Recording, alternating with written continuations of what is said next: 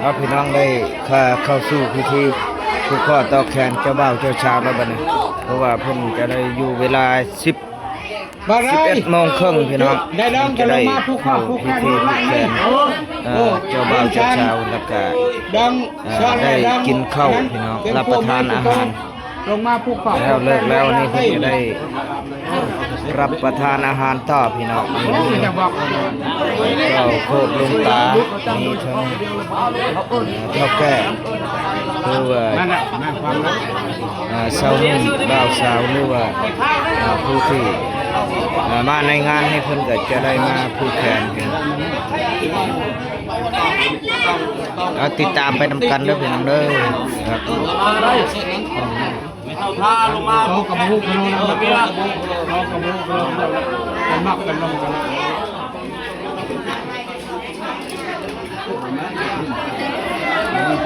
อันนี้ทางด้านคนมาช่วยพี่น้องช่วยแบบเป็นผ้าเป็นมอนเป็นเงินเป็นคำเพื่อนจะได้ยินเบียร์ฮับต้อนอยู่นั่นอยู่นี่เป็นผ้าขวัญพี่น้องจะได้ผูกแขนอยู่นี่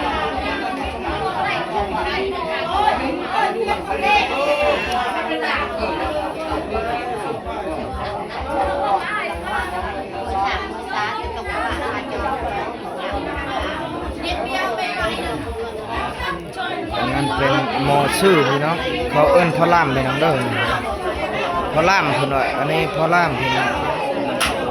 อยากติดตามให้ได้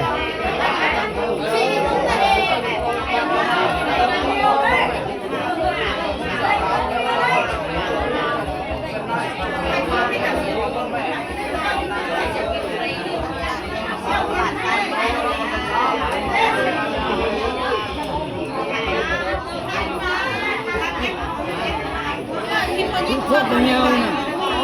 ธรรมดาเลยมือเป็นคนชุดทอดตั้งสติได้จะมีโลกนี้จะมีโลกนี้ฆ่าลูกที่เมียบุได้ได้เห็นคือที่เขาว่าโอ้แม่เลยครับมาชิดมักเศร้าเลยเบามาสิยาเห็นได้เมียพิษเมียพิษเอามากเลยกับเจ้าโตกำดำโตกำดำเสีย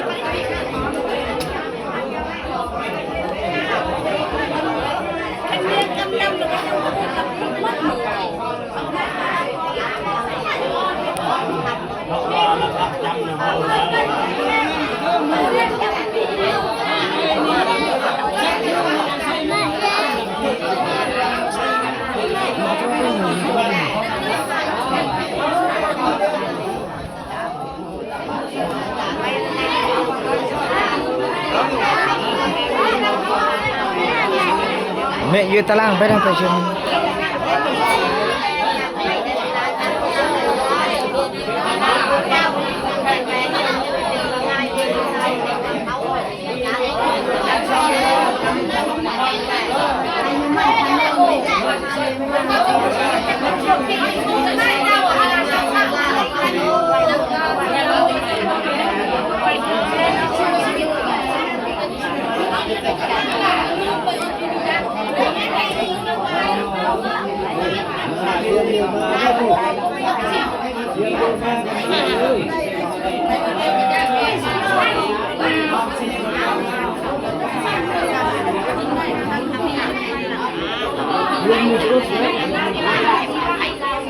ร้านหมูต้มทานหมูบ้านร้านหมูเดี๋ยวไปอ่านอ่านเองบ้านเราร้าน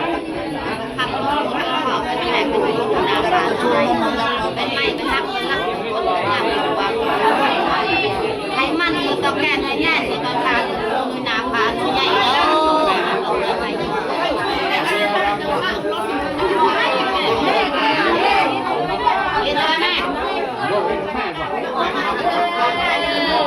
มาเป็นแรงงานแต่ไม่ใช่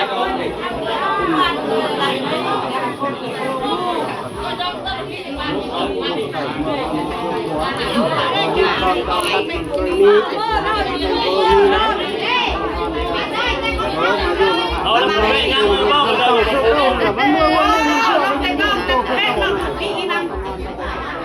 ต้องมาขจรเรียนจะโต มันทันจังเลย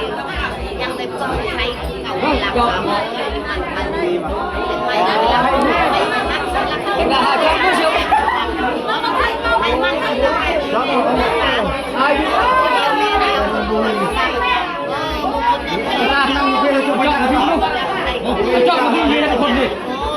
ตีคนละมีน่ะเป็นตาเป็นตาแย่โดนไปตาย่อหลับทั้งในหลับทั้งหลับทั้งหลับกินพร้อมนะบางข้างหน้าชิดชุดเนื้อดังเนื้อว่าเป็นแม่เป็น